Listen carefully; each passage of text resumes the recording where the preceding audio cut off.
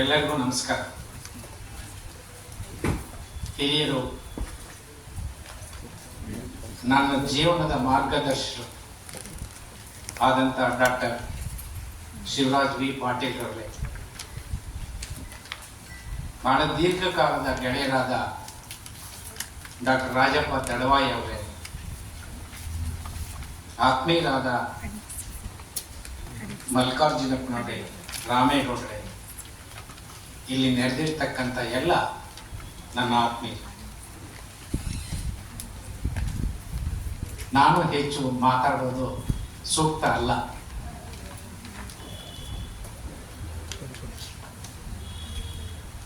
ಈ ಹಿಂದೆ ಕನ್ನಡ ಜನಶಕ್ತಿ ಕೇಂದ್ರದ ಅಧ್ಯಕ್ಷರಾದ ರಾಮೇಗೌಡರು ಮತ್ತು ಮಲ್ಲಿಕಾರ್ಜುನಪ್ಪನವರ ಆಹ್ವಾನದ ಮೇರೆಗೆ ಅವರು ಸಂಘಟನೆ ಮಾಡಿರ್ತಕ್ಕಂಥ ಅನೇಕ ಕಾರ್ಯಕ್ರಮಗಳಲ್ಲಿ ನಾನು ಭಾಗವಹಿಸಿ ಬಹಳ ಅಚ್ಚುಕಟ್ಟಾಗಿ ಅರ್ಥಪೂರ್ಣವಾಗಿ ಎಲ್ಲಾ ಕಾರ್ಯಕ್ರಮಗಳನ್ನು ಮಾಡಿದ್ದಾರೆ ಅನ್ನೋದು ನನ್ನ ವೈಯಕ್ತಿಕ ಅನುಭವ. ಈ ಹಿಂದೆ ನನ್ನ ಕೈಯಲ್ಲೇ ಪ್ರಶಸ್ತಿಗಳನ್ನು ಪ್ರದಾನ ಮಾಡಿಸಿದ್ದೆ. ಆಗ ನನಗೆ ಊಹೆನೂ ಬರಲಿಲ್ಲ, ನನಗೊಂದು ದಿವಸ ಇವರು ಪ್ರಶಸ್ತಿ ಕೊಡ್ತಾರೆ. ಆದ್ರೆ ಇವತ್ತು ನನಗೂ ಒಂದು ಪ್ರಶಸ್ತಿ ಕೊಟ್ಟಿದ್ದೀರಾ. ಹಾಗಾಗಿ ಕನ್ನಡ ಜನಶಕ್ತಿ ಕೇಂದ್ರದ ಅಧ್ಯಕ್ಷರಿಗೂ ಇಡೀ ಬಳಗಕ್ಕೆ ನಾನು ಆಭಾರಿಯಾಗಿದ್ದೇನೆ. ನನ್ನ ಕೃತಜ್ಞತೆಗಳನ್ನು ನಾನು ಸಲ್ಲಿಸ್ತೇನೆ.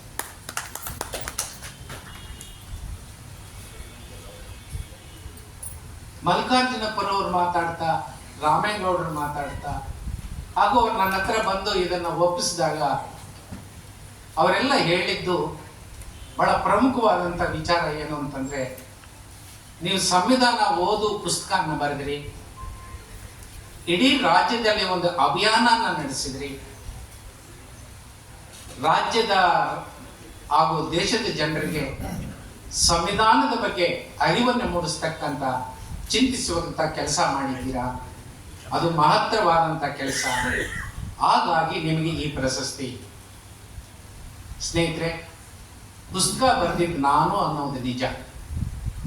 ಆದರೆ ಈ ಪುಸ್ತಕನ ಮುಂದೆ ಇಟ್ಕೊಂಡು ಸಂವಿಧಾನ ಓದು ಅಭಿಯಾನನ ಇಡೀ ರಾಜ್ಯ ದೇಶದಲ್ಲಿ ಮಾಡಂತ ಕೀರ್ತಿ ನನ್ನದಲ್ಲ. ಈ ಅಭಿಯಾನದ ಹಿಂದೆ ಅನೇಕ ಜನ ದುಡಿದಿದ್ದಾರೆ, ಶ್ರಮ ಪಟ್ಟಿದ್ದಾರೆ, ಕೆಲಸ ಮಾಡಿದ್ದಾರೆ. ರಾಜ್ಯದ ಉದ್ದಕ್ಕೂ ನನ್ನನ್ನು ಕರೆಸಿದ್ದಾರೆ. ಅವರು ದುಡ್ಡು ಹಾಕೊಂಡು ಕಾರ್ಯಕ್ರಮ ಮಾಡಿದ್ದಾರೆ. ಅವರೆಲ್ಲರ ಪರಿಶ್ರಮ, ಕಾಯಕದ ಫಲಿತವಾಗಿ ಸಂವಿಧಾನ ಓದು ಅಭಿಯಾನ ಕಳೆದ 5 ವರ್ಷಗಳಿಂದ ನಡೆದಿದೆ, ಈಗೂ ಮುಂದುವರಿತಾ ಇದೆ.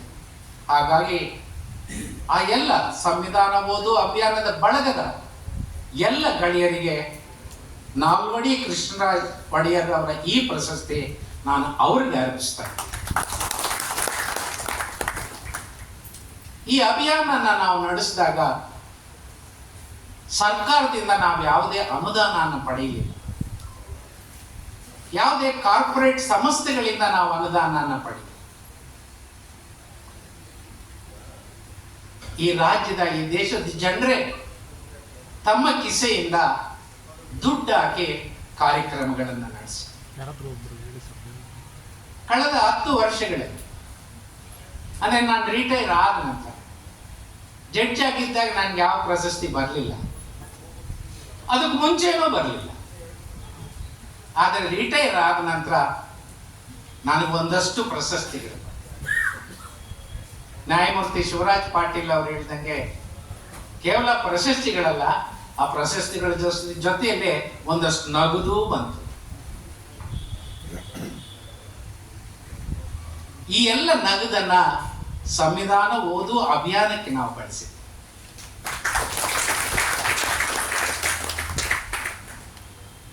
ಮೊನ್ನೆ ಪತ್ರಿಕೆಯಲ್ಲಿ ಈ ಸುದ್ದಿ ಬಂದಾಗ ನನ್ನ ತಮ್ಮನ ಮಗಳು ಅಲ್ಲಿ ಕೂತಿದ್ದಾಳೆ, ನೇಹ ಅಂತ. ನನ್ನ ಪಾರ್ಟಿ ಯಾವಾಗ ಅಂತ ಹಾಗೆ ನನ್ನ ಹೆಂಡತಿ ಹೇಳಿದ್ರು, ಇಲ್ಲ ನಮ್ಗೆ ಪಾರ್ಟಿ ಗೀಟಿಗೆ ಹಣ ಖರ್ಚು ಮಾಡಬಾರ್ದು, ಯಾವುದಾದ್ರೂ ಒಂದು ಸತ್ಕಾರ್ಯಕ್ಕೆ ಇದನ್ನು ಬಳಸಬೇಕು ಅಂತಕ್ಕಂಥ ಮಾತು ನನ್ನ ಹೆಂಡತಿಯಿಂದ ಬಂತು. ನಾನು ಉಲ್ಲಂಘನೆ ಮಾಡೋಕ್ಕಾಗಲ್ಲ, ಅದು ಈ ವಯಸ್ಸಿನಲ್ಲಿ. ಹಾಗಾಗಿ ಈ ಏನು ನೀವು ಈ ಪ್ರಶಸ್ತಿಯ ಜೊತೆ ನನಗೆ ನಗದು ಹಣವನ್ನು ಕೊಟ್ಟಿದ್ದೀರ, ಅದನ್ನೂ ಸಹ ಈ ಸಂವಿಧಾನ ಓದು ಅಭಿಯಾನಕ್ಕೆ ಬಳಸಲಾಗುತ್ತೆ ಅಂತಕ್ಕಂಥ ಮಾತನ್ನ ಈ ಸಂದರ್ಭದಲ್ಲಿ ನಾನು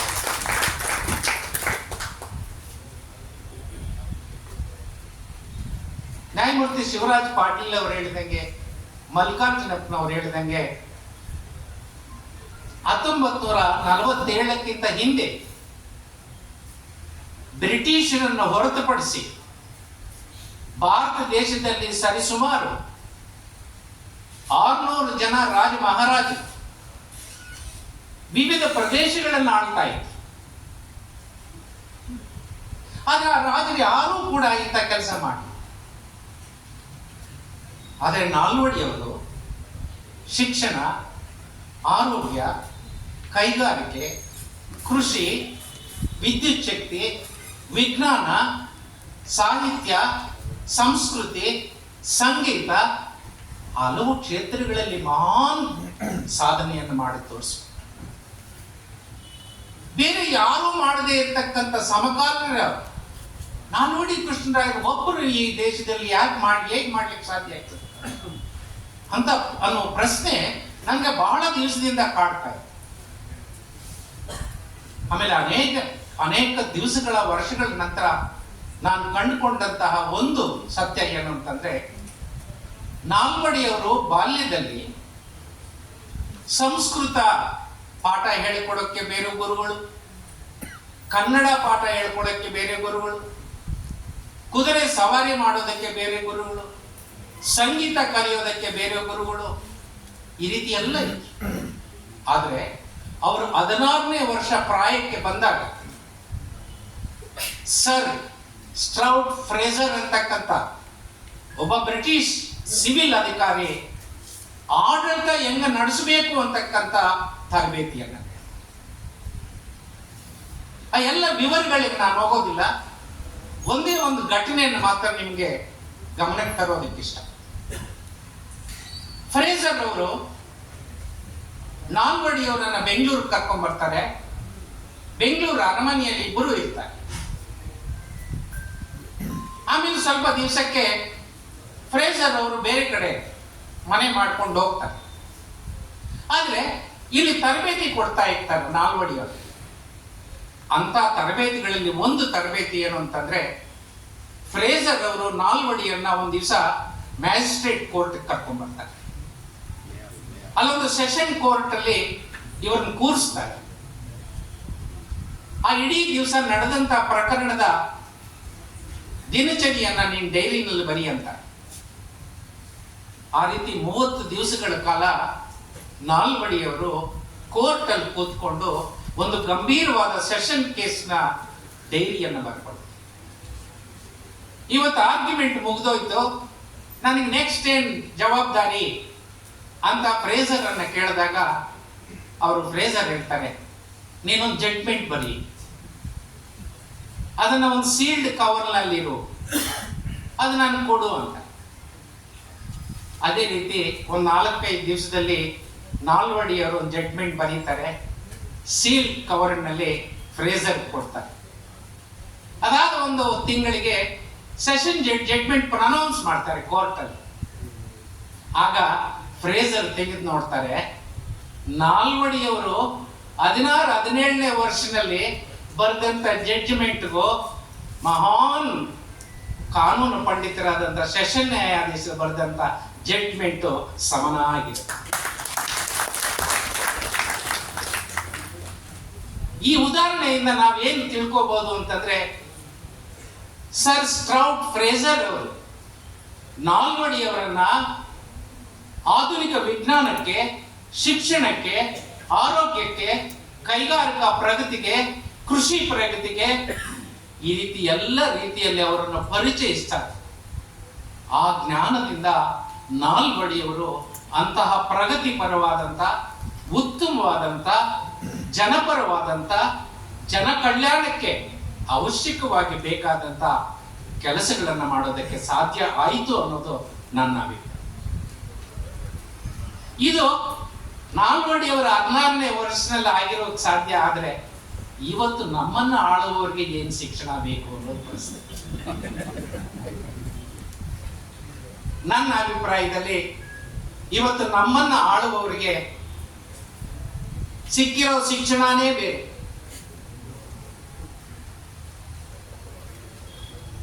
They are only thinking of next election. They are not thinking of next generation. ಇವತ್ತು ನಮ್ಮನ್ನು ಆಳ್ತಕ್ಕಂಥ ಜನರು ಮುಂದೆ ಇರ್ತಕ್ಕಂಥ ಬಹುದೊಡ್ಡ ವಿಚಾರ ಅಜೆಂಡಾ ಏನು ಅಂತಂದ್ರೆ, ಮುಂದಿನ ಎಲೆಕ್ಷನ್ ನಾವೇನು ಗೆಲ್ಲಬೇಕು, ಮುಂದಿನ ಜನಾಂಗಕ್ಕೆ ನಾವು ಏನು ಮಾಡಬೇಕು ಅಂತಕ್ಕಂಥದ್ದು ಇಲ್ವೇ ಇಲ್ಲ. ಅದಾಗಬೇಕು ಅಂತ ಅನ್ನೋದಾದ್ರೆ ನನ್ನ ಅಭಿಪ್ರಾಯದಲ್ಲಿ ಇವತ್ತು ನಮ್ಮನ್ನು ಆಳುವವರು, ಅದು ಯಾವುದೇ ಪಕ್ಷ ಆಗಲಿ, ಒಂದು ರಾಜಕೀಯ ಪೊಲಿಟಿಕಲ್ ಎಕ್ಸಿಕ್ಯೂಟಿವ್ ಅಂತ ನಾವೇನು ಕರಿತೀವಿ, ಒಬ್ಬ ಜನಪ್ರತಿನಿಧಿ ಅಂತ ಏನು ಕರಿತೀವಿ, ಒಬ್ಬ ಅಧಿಕಾರಿ ಅಂತ ಏನು ಕರಿತೀವಿ, ನಮ್ಮನ್ನು ಆಳ್ತಕ್ಕಂಥ ಆಡಳಿತದಲ್ಲಿ ತೊಡಗಿಸಿಕೊಂಡಿರ್ತಕ್ಕಂಥ ಪ್ರತಿಯೊಬ್ಬ ವ್ಯಕ್ತಿಗೂ ಬೇಕಾಗಿದೆ ಸಂವಿಧಾನದ ಶಿಕ್ಷಣ.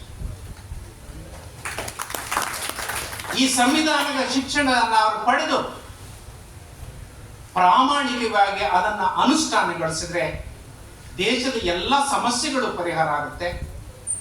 ದೇಶದ ಮುಂದೆ ಇರ್ತಕ್ಕಂಥ ಎಲ್ಲ ಸವಾಲುಗಳನ್ನು ನಾವು ಹಿಮ್ಮೆಟ್ಟಿಸಬಹುದು. ಈ ದೇಶದ ಎಲ್ಲ ಜನರು ನೆಮ್ಮದಿ ಮತ್ತು ಸಂತೋಷದಿಂದ ಬಾಳಬಹುದು ಅಂತಕ್ಕಂಥದ್ದು ನನ್ನ ವಿಶ್ವಾಸ ಮತ್ತು ನಂಬಿಕೆ.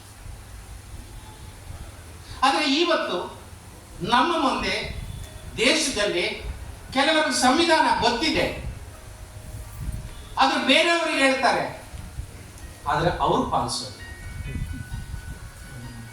ಇನ್ನು ಕೆಲವರು ಅರ್ಧ ಗೊತ್ತಿದೆ, ಪೂರ್ತಿ ಗೊತ್ತಿದೆ. ಬಹುಪಾಲು ಜನರಿಗೆ ಸಂವಿಧಾನ ಗೊತ್ತಿದೆ. ಇದು ಕಳೆದ 5 ವರ್ಷಗಳಲ್ಲಿ ನಾನು ನನ್ನ ಬಳಗ ಈ ಸಂವಿಧಾನ ಓದು ಅಭಿಯಾನದಿಂದ ಕಲಿತಂತಹ ಒಂದು ಪಾಠ. There is a hungry among the people to know about the constitution. ಹೇಳುವವರೇ ಇಲ್ಲ. ಹಾಗಾಗಿ ಸಂವಿಧಾನದ ಅರಿವನ್ನು ತಿಳಿಪಡಿಸ್ತಕ್ಕಂಥ ಒಂದು ದೊಡ್ಡ ಕಾಯಕ ಇವತ್ತು ನಾವು ಮಾಡಿದ್ವಿ. ನಾನು ನನ್ನ ಬಳಗ ನಾವೊಂದಷ್ಟು ಕೆಲಸ ಮಾಡಿದ್ವಿ. ಆದರೆ ಕಾಲೇಜು ವಿದ್ಯಾವಂತ ಯುವಕರನ್ನ ನಾವು ತಲುಪೋದಕ್ಕೆ ಸಾಧ್ಯ. ಆದರೆ ಈ ದೇಶದಲ್ಲಿ ಬಹುದೊಡ್ಡ ಅನಕ್ಷರಸ್ಥರಿದ್ದಾರೆ, ಗ್ರಾಮಾಂತರ ಪ್ರದೇಶದಲ್ಲಿದ್ದಾರೆ, ಮುಗ್ಧರಿದ್ದಾರೆ, ಸಂವಿಧಾನ ಅಂದ್ರೆ ಏನು ಗೊತ್ತಿಲ್ಲದೆ ಇರ್ತಕ್ಕಂಥ ಇದ್ದಾರೆ. ಅವ್ರ ಹತ್ರ ನಾವೇನು ಮಾಡೋಕ್ಕಾಗ್ಲಿಲ್ಲ. ಅವ್ರು ಏನ್ ಮಾಡಬೇಕು ಅಂತ ಯೋಚನೆ ಮಾಡಿದಾಗ ನಾವು ನಮ್ಮ ಬಳಗ ನಮಗೆ ಹೊಡೆದಂತಹ ಒಂದು ಯೋಚನೆ ಏನು ಅಂತಂದ್ರೆ, ಈ ದೇಶದ ಅನಕ್ಷರಸ್ಥ ಕೃಷಿ ಕೂಲಿಗಾರರಿಗೆ ನೀವು ಹೋಗಿ ಕೇಳಿ, Ramayana Mahabharata episode after episode ಅವ್ರು ನಿಮ್ಮ ಮುಂದೆ ಕಥೆ ಹೇಳ್ತಾರೆ, ಹಾಡು ಹೇಳ್ತಾರೆ. ಆದ್ರೆ ಅವರ ಅವಿದ್ಯಾವಂತ.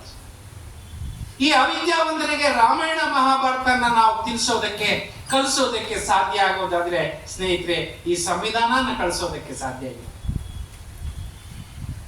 ಹಾಗಾಗಿ ಸಂಸ್ಕೃತಿ ಎಲ್ಲ ಪ್ರಕಾರಗಳನ್ನ ಬಳಕೆ ಮಾಡಿಕೊಂಡು, ಅದರಲ್ಲೂ ಕನ್ನಡ ಜನಶಕ್ತಿ ಕೇಂದ್ರ ಅಂತ ಸಂಸ್ಥೆಗಳು ಇದರ ಬಗ್ಗೆ ಅಧ್ಯಯನ ಮಾಡಬೇಕಾಗಿದೆ, ಕ್ರಿಯಾಶೀಲರಾಗಬೇಕಾಗಿದೆ. ಈ ದೇಶದ ಜನರಿಗೆ ಎಲ್ಲ ಪ್ರಕಾರಗಳಲ್ಲಿ ಸಂವಿಧಾನವನ್ನು ತಿಳಿಪಡಿಸ್ತಕ್ಕಂಥ ಕೆಲಸ. ಸಂವಿಧಾನದ ಬಗ್ಗೆ ಜನರು ಜಾಗೃತರಾದರೆ ದೇಶ ಸರೋಗುತ್ತೆ ಅಂತಕ್ಕಂಥದ್ದು. ಸಂವಿಧಾನ ಜಾರಿಗೆ ಬಂದು 76 ವರ್ಷಗಳಾಗಿದೆ. ಕಳೆದ 76 ವರ್ಷಗಳಲ್ಲಿ ಸ್ನೇಹಿತರೆ ನಾವೊಂದಷ್ಟು ಸಾಧನೆಯನ್ನು ಮಾಡಿದ್ವಿ.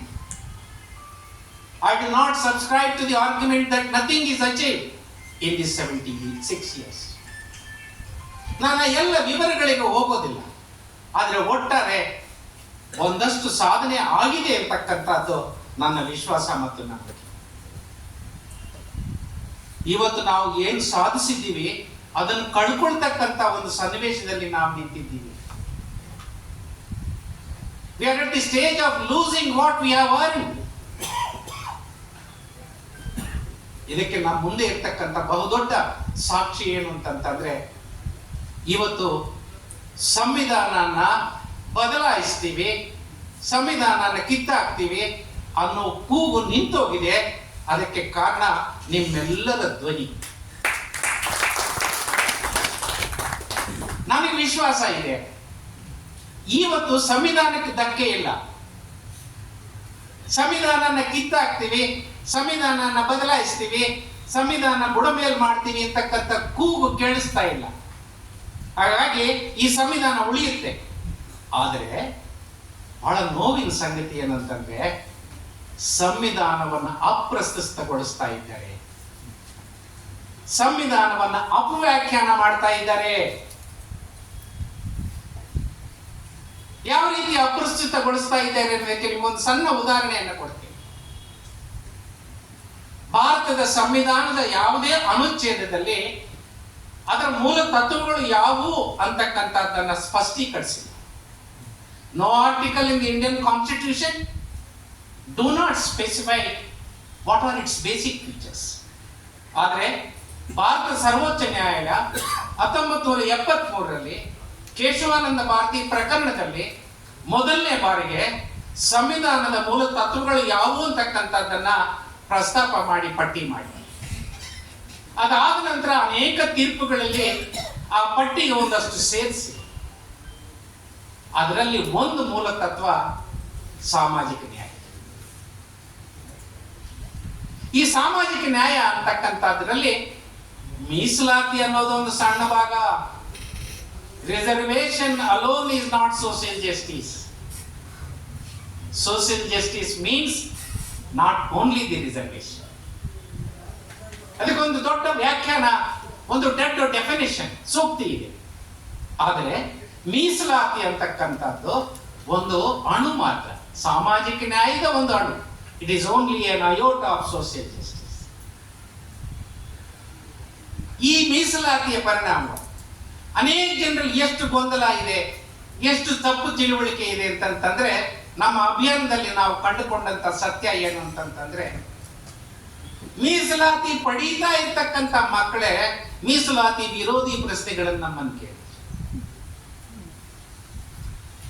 ಸ್ನೇಹಿತರೆ, ಈ ದೇಶದ ಒಟ್ಟು ಉದ್ಯೋಗದ ಸೃಷ್ಟಿಯಲ್ಲಿ 98% ಉದ್ಯೋಗಗಳು ಖಾಸಗಿ ಕ್ಷೇತ್ರದಲ್ಲಿವೆ.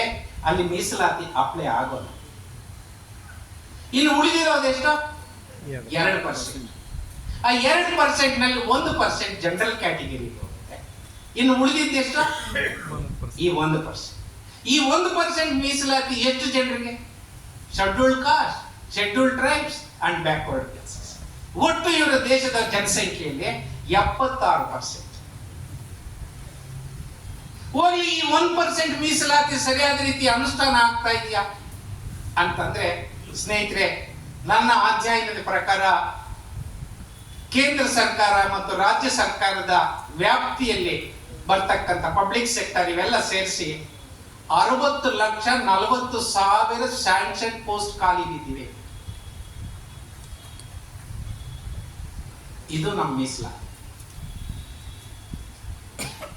There is no sector either in the state government or in the central government where there is no contract employment. ಅದರ ಜೊತೆಗೆ ಯಾವ ಕ್ಷೇತ್ರದಲ್ಲಿ ಮೀಸಲಾತಿ ಸಿಗ್ತಾ ಇತ್ತೋ ಅವನ್ನೆಲ್ಲ ಮಾರಾಟ ಮಾಡಿಬಿಟ್ರು. ಡಿಸ್ಇನ್ವೆಸ್ಟ್ಮೆಂಟ್. ಇದರಿಂದ ಮೀಸಲಾತಿ ಇದ್ದದ್ದು ಹೊರಟೋಯ್ತು. ಯಾವುದೋ 1-2 ಕ್ಷೇತ್ರ ಅಲ್ಲ ರೀ. ಕಳೆದ 20 ವರ್ಷಗಳಲ್ಲಿ ಎಲ್ಲ ಸರ್ಕಾರಗಳು ಪಬ್ಲಿಕ್ ಸೆಕ್ಟರ್ಸ್ ಅನ್ನ ಪ್ರೈವೇಟೈಸ್ ಮಾಡಿಬಿಟ್ರು ಅಥವಾ ಕ್ಲೋಸ್ ಮಾಡಿಬಿಟ್ರು. ಪ್ರೈವೇಟೈಸ್ ಮಾಡಿದ್ರೆ ಮೀಸಲಾತಿ ಇದ್ದವನು ಪ್ರೈವೇಟ್ ಅವನು ಕೊಡ್ತಾನ? ಕೊಡಲ್ಲ. ಇದ್ದಿದ್ದು ಮೀಸಲಾತಿ ಕೈ. ಇದರ ಜೊತೆಗೆ ವ್ಯಾಪಕವಾದಂಥ ರೀತಿಯಲ್ಲಿ ಕಾಂಪ್ಯೂಟರೈಸೇಷನ್, ಆಟೋಮೈಸೇಷನ್ ಅಂಡ್ ಮೆಕನೈಸೇಷನ್. ಉದ್ಯೋಗಗಳು ಕಡಿಮೆ ಆಯಿತು. ಈ ಎಲ್ಲ ಒಟ್ಟು ಏನ್ ತೋರಿಸುತ್ತೆ ಅಂದ್ರೆ ಈ 1% ಸಹ ಸಿಗದಂಗೆ ಇವತ್ತು ರಾಜ್ಯದ ನೀತಿ ನಡ್ಕೊಂಡು ಹೋಗ್ತಾ ಇದೆ, ಸರ್ಕಾರದ ನೀತಿ ನಡ್ಕೊಂಡು ಹೋಗ್ತಾ ಇದೆ. ಇದನ್ನ ನೀವು ಅಪ್ರಸ್ತುತ ಅಂತೀರಾ, ಪ್ರಸ್ತುತ ಅಂತೀರ. ಇಂತಹ ಸನ್ನಿವೇಶದಲ್ಲಿ ನಾವಿದ್ದೀವಿ ಸ್ನೇಹಿತರೆ. ಹಾಗಾಗಿ ಸಂವಿಧಾನವನ್ನ ಅಪವ್ಯಾಖ್ಯಾನ ಮಾಡತಕ್ಕಂಥ, ಸಂವಿಧಾನವನ್ನ ಅಪ್ರಸ್ತುತಗೊಳಿಸ್ತಕ್ಕಂಥ ಒಂದು ಸನ್ನಿವೇಶದಲ್ಲಿ ನಾವಿದ್ದೀವಿ. ಹಾಗಾಗಿ ಸಂವಿಧಾನದ ತಿಳುವಳಿಕೆ ಈ ದೇಶದ ಎಲ್ಲ ಜನರಿಗೆ ಸಿಕ್ಕಿದಾಗ ಅವರು ತಮ್ಮ ಧ್ವನಿ ಎತ್ತುವುದರ ಮುಖಾಂತರ ನಮ್ಮ ಆಳುವವರನ್ನ ನಿಯಂತ್ರಿಸಿ ಸಂವಿಧಾನದ ಆಶಯಗಳನ್ನ ಅನುಷ್ಠಾನಗೊಳಿಸುವುದಕ್ಕೆ ಸಾಧ್ಯ ಆಗುತ್ತೆ ಅನ್ನೋದು ನಮ್ಮ ನಂಬಿಕೆ. ಆ ಕಾಯಕದಲ್ಲಿ ನಾವು, ನನ್ನ ಬಳಗ ಅನೇಕ ಜನ ಇಲ್ಲಿದ್ದಾರೆ, ನಮಗೆ ಸಾಥ್ ನೀಡಿರ್ತಕ್ಕಂಥ ರಾಜ್ಯದ ಉದ್ದಕ್ಕೂ ಅಂತ ಈಗಲೂ ಕೆಲಸ ಮಾಡ್ತಾರೆ. ಈ ಪ್ರಶಸ್ತಿ ನಮ್ಗೆ ಸಿಕ್ಕಿದೆ, ನಮ್ಮ ಜವಾಬ್ದಾರಿ ಹೆಚ್ಚಾಗಿದೆ. ಅದೇ ಜಸ್ಟಿಸ್ ನ್ಯಾಯಮೂರ್ತಿ ಶಿವರಾಜ್ ಪಾಟೀಲ್ ಅವರು ಹೇಳಿದ್ದು, ಜಿಮ್ಮೆದಾರಿ, ನಮ್ಮ ಕರ್ತವ್ಯ ಹೆಚ್ಚು. ಈ ಪ್ರಶಸ್ತಿಯಿಂದ ನಾವು ಇನ್ನೂ ಹೆಚ್ಚು ತಲೆ ಕೆಡಿಸ್ಕೋಬೇಕಾಗಿದೆ, ಕಡಿಮೆ ನಿದ್ದೆ ಮಾಡಬೇಕಾಗಿದೆ, ಹೆಚ್ಚು ಓಡಾಡಬೇಕಾಗಿದೆ. ಅದು ಈ ವಯಸ್ಸಿನಲ್ಲಿ ಅಂತ ಕೆಲಸ ಈ ರಾಮೇಗೌಡರು ಮತ್ತು ಮಲ್ಲಿಕಾರ್ಜುನಪ್ಪನವ್ರು ನಮ್ಗೆ ಕೊಡ್ತಿದ್ದಾರೆ. ಆಗ್ಲಿ, ನಾವು ಇದನ್ನು ಸಂತೋಷದಿಂದ, ಬಹಳ ಖುಷಿಯಿಂದ ನಾವು ಬದುಕಿರೋವರೆಗೂ ಈ ಕಾಯಕವನ್ನು ಮುಂದುವರಿಸ್ತೀವಿ. ನಿಮ್ಮ ಎಕ್ಸ್ಪೆಕ್ಟೇಷನ್ಸ್ ಏನಿದೆ ಅದರ ರೀಚ್ ಆಗೋಕೆ ಸಾಧ್ಯ ಇದೆಯೋ ಇಲ್ವೋ, ಆದರೆ ನಾನು, ನನ್ನ ಬಳಗ ಆ ಪ್ರಯತ್ನ ನಾವು ಮಾಡ್ತೀವಿ ಅಂತಕ್ಕಂಥ ಮಾತೇಳಿ ನಿಮ್ಮೆಲ್ಲರಿಗೂ ಹೊಂದಿಸಿ ನನ್ನ ಮಾತನ್ನು ಮುಗಿಸ್ತೀನಿ. ನಮಸ್ಕಾರ.